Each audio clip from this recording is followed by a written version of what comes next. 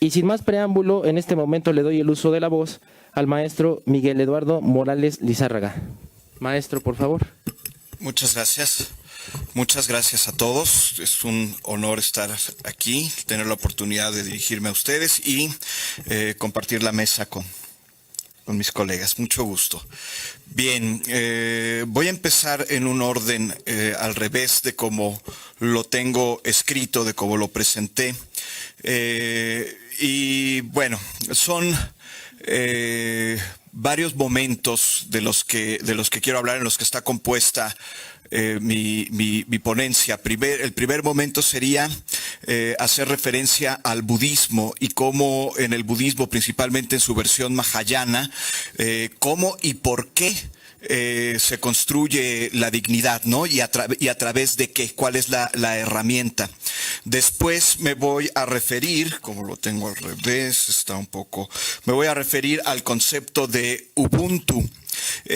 Investigando sobre el concepto de Ubuntu me encontré la tesis de el doctor Kakosi, que se doctoró precisamente a través de este centro de investigación de América Latina y el Caribe, y entonces en cierto sentido muchas de las ideas que yo ya andaba madurando las encontré plasmadas en él, ¿no? Sobre todo la comparación que hace Kakosi de el Ubuntu sudafricano y el nosotros tojolabal, y además él mete también el concepto de nosotros desde el punto de vista de la construcción de nuestra América.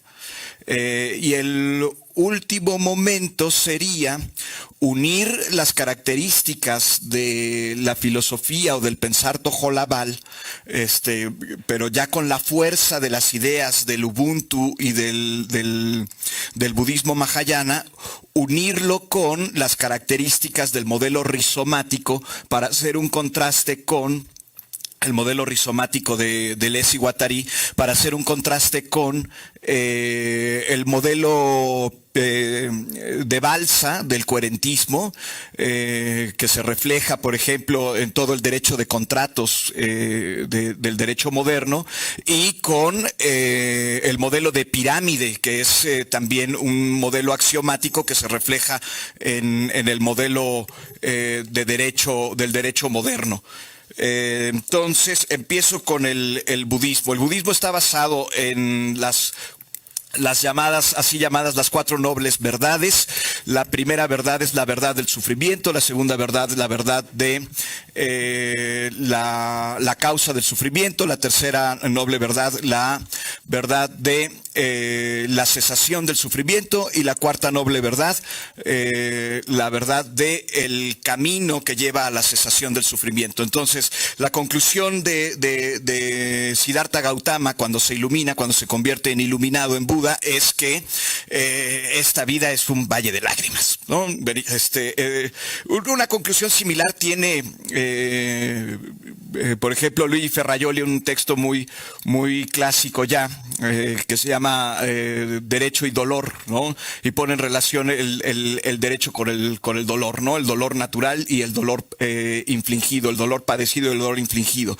Bueno, entonces, ¿cuál es la causa del sufrimiento según el budismo, o de la insatisfacción, que sería la traducción más exacta de la palabra dukkha, de la insatisfacción? Es el apego y la aversión, originados a su vez por la ignorancia, que son tomados como los tres venenos. La ignorancia hace que veamos a los fenómenos del mundo como fenómenos con existencia propia, con existencia inherente.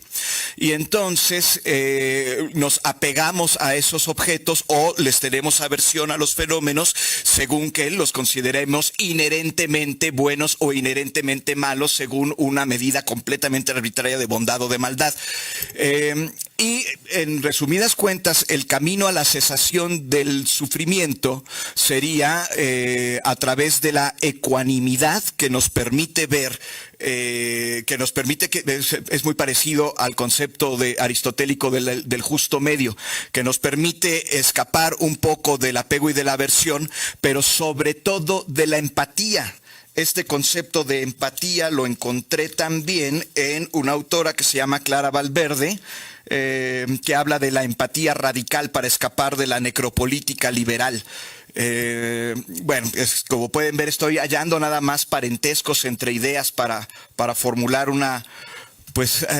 alguna base que nos pueda ayudar a salir del modelo piramidal y sobre todo del modelo piramidal jurídico con base en la coacción.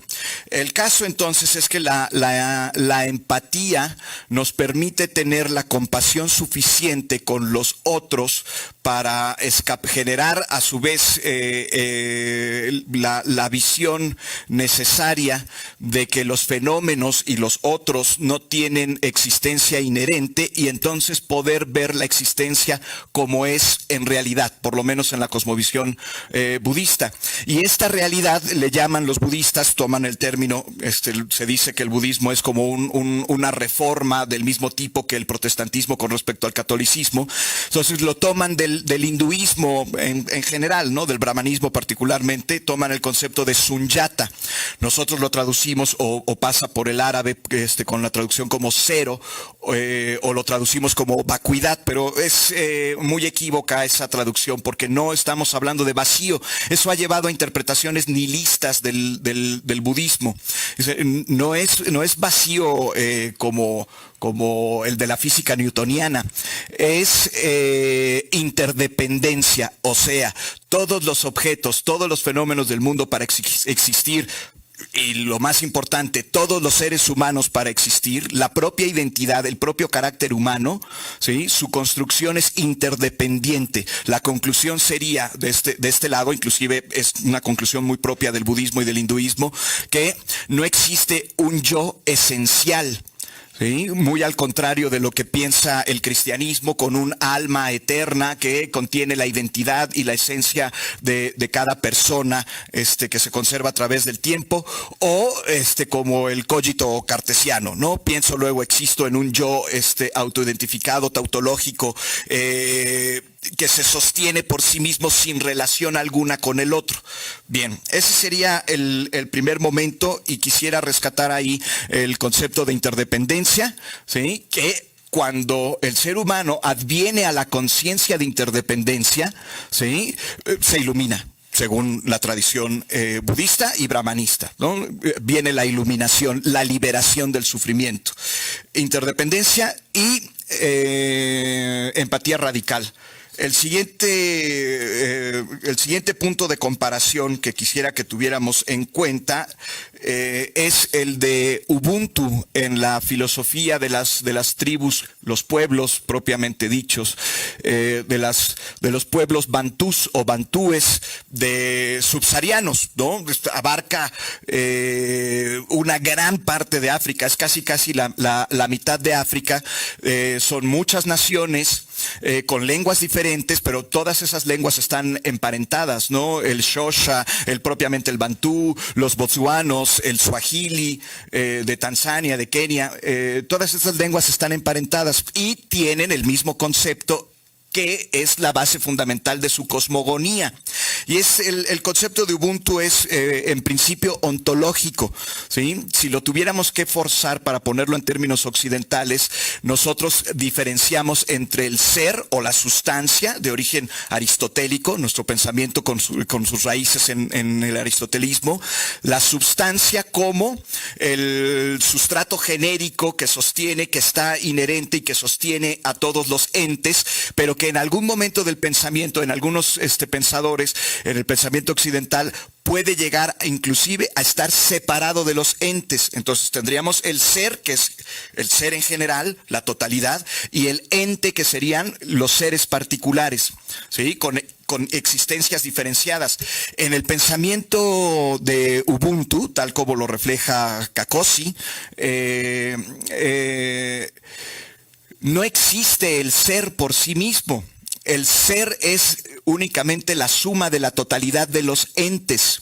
Y si hacemos sinónimo ser humano de ente, tendríamos que arribar tal vez, sí, forzando un poco o saturando el argumento con más investigación, tendríamos que arribar tal vez a la conclusión de que no existe humanidad y menos humanidad esencial.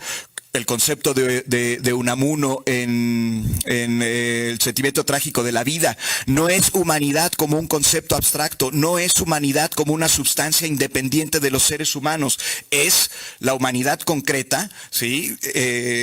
Por la interdependencia, dada por la interdependencia de todos los seres humanos. ¿Sí? Eso une muy bien con el concepto de, inclusive Cacossi en su tesis, egresado de aquí, de este centro de investigación, en su tesis lo une con la filosofía tojolabal. Para resumir, que me queda muy poco tiempo, inclusive lo señalé para prevenir esta eventualidad, que me iba yo a tardar mucho. Los pilares de la filosofía tojolabal es la nosotridad, claro, pero como unidad organísmica, antimonismo, que va contra el esquema de un punto jerárquico de validez de todo un sistema, ¿no? Antimonismo, complementariedad, yo vivencial, ¿sí? Un yo que vive con otros, sería parecido a ese ser con el otro de Heidegger, y no nada más ser en el mundo a manual, o sea, el mundo como un instrumento a la mano del ser, para servirse de él, es ser con otros, ¿sí? Interdependencia, ese es el yo vivencial. Y después tendríamos la intersubjetividad. Y me gustaría explorar y que dejar sembrada la idea para que alguien más tomara la batuta y explorara de qué puede servir esto, ¿no? Y sobre todo cómo se conecta con derechos humanos y cómo se conecta con las características que señalan Deleuze y Guattari del modelo rizomático: interconectividad, heterogeneidad, multiplicidad, disrupción o ruptura significante, cartografía, calcomanía. Y creo yo que esto calza muy bien con las características que estamos predicando actualmente de derechos humanos en una teoría unitaria, contraria o complementaria, más bien contraria, porque la teoría generacional es muy defectuosa. Una teoría unitaria contraria a la teoría generacional de los derechos humanos, ¿sí? Tendríamos las características de universalidad, interdependencia, indivisibilidad, carácter absoluto, que es muy difícil explicar si no se tienen estas bases, ¿sí? Es muy difícil de aplicar para los jueces, el carácter absoluto o inviolabilidad, imprescriptibilidad, irrenunciabilidad, etcétera.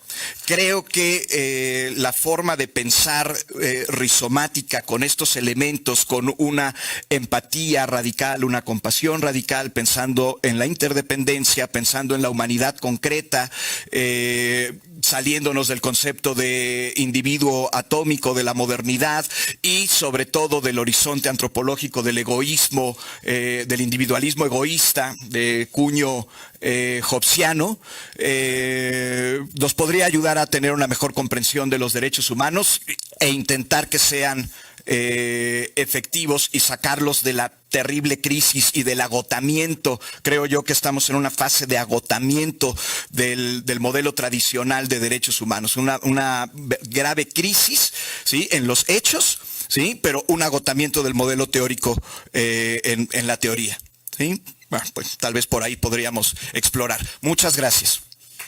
Justo a tiempo. Justo a tiempo. Muchísimas gracias, maestro Miguel Eduardo Morales Lizárraga, por sus aportes.